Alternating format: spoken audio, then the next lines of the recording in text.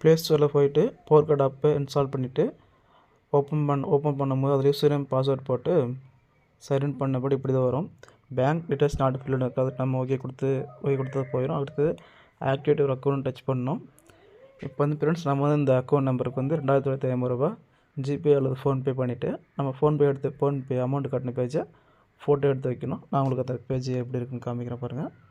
இதுதான் ஃப்ரெண்ட்ஸ் நம்ம அமௌண்ட் கட்டின பேஜ். இதில் பாருங்கள் யூபிஐ ட்ரான்சாக்ஷன் அப்படின்னு பண்ண நம்பர் இருக்குங்களா, இந்த நம்பர் கரெக்டாக எடுத்துகிட்டு போயிட்டு இந்த யூடிஆர் நம்பரில் கரெக்டாக டைப் பண்ண ஃப்ரெண்ட்ஸ் பண்ண நம்பரை. அதுக்கடுத்து பேமெண்ட் டேட் வந்து இன்றைக்கி பேமெண்ட் கட்டினா இன்றைக்கி பேமெண்ட் டேட்டு அது ஆட்டோமேட்டிக்காக எப்படி இருக்கும், நேற்று கட்டின டேட்டு அது இன்றைக்கி அமௌண்ட் கட்டணும் அந்த டேட்டை செட் பண்ணிட்டு அடுத்து நம்ம ஃபோன்பே ஜிபே எந்த இதில் அமௌண்ட் கட்டியிருக்குமோ ஃபோன்பேனா ஃபோன்பே ஜிபேனா ஜிபேன்னு சொல்லிட்டு செலக்ட் பண்ணுறோம்.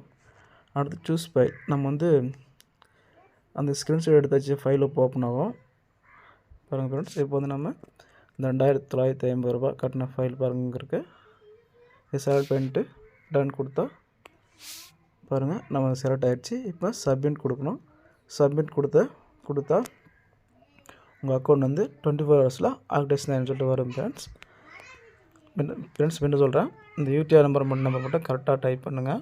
அடுத்து பேமெண்ட் டேட்டு கூகுள் பே ஃபோன்பேன்ட்டு அதிலே வரும். நம்ம ஃபோன்பேனா ஃபோன்பே டச் பண்ணுங்கள், கூகுள் பே டச் பண்ணிட்டு சூஸ் ஃபைல் போய்ட்டு நம்ம கூகுள் பேயில் அமௌண்ட் கட்டின ஸ்க்ரீன்ஷாட் இருக்குல்ல அதை டச் பண்ணிட்டு சப்மிட் கொடுத்தா இப்படி வரும் ஃப்ரெண்ட்ஸ்.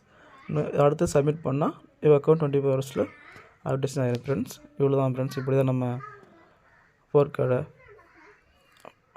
கார்டை ஆக்டிவேஷன் பண்ணணும். Thank you friends.